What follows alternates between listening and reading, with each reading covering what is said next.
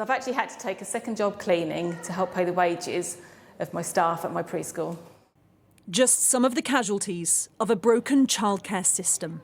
By the time all three of them go to school, we would have spent over £100,000 on childcare. With the cost rising and availability dropping. We've got 3 staff that have left and gone to work at Sainsbury's. Do you want tuna with crackers? Exclusive figures show the UK's missing out on billions of pounds of economic output every year. Good job. That lost potentials from women like Cherry. It's madness, isn't it? Because I could be working more hours and being more productive, paying more tax. Instead forced to take an extra 6 months unpaid leave from work after maternity, someone who works for the NHS in an understaffed role.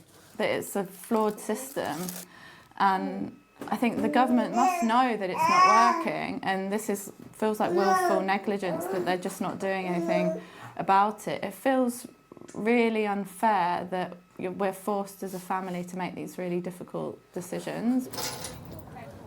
Figures given exclusively to Sky News show the economic potential of women who want to work extra hours but can't because of childcare cost and availability.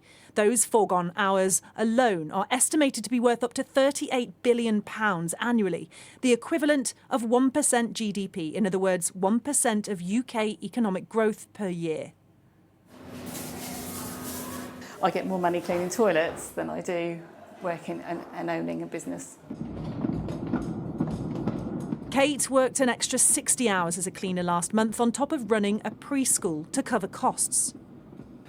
I actually think maybe the people who actually organise the amounts of money should come and visit us to actually see what it is we do and why that money just isn't enough. Because I don't think when they sit in their little offices they actually know. It's not the real world there, is it? We'd have to close eventually if there's no funding.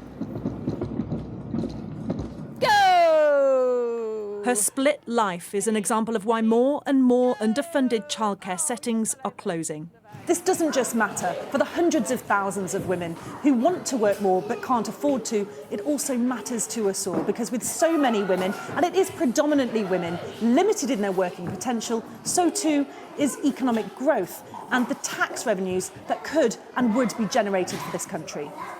At a time when the UK is grappling with a crisis of economic inactivity in its workforce. We struggle to grow our economy by 1% per annum. Having childcare sorted and adding to the economy that way is a substantial and sizable gain. Government can borrow to invest in hard physical infrastructure, so railways and roads. But we think there's a strong economic case for treating childcare in the same way.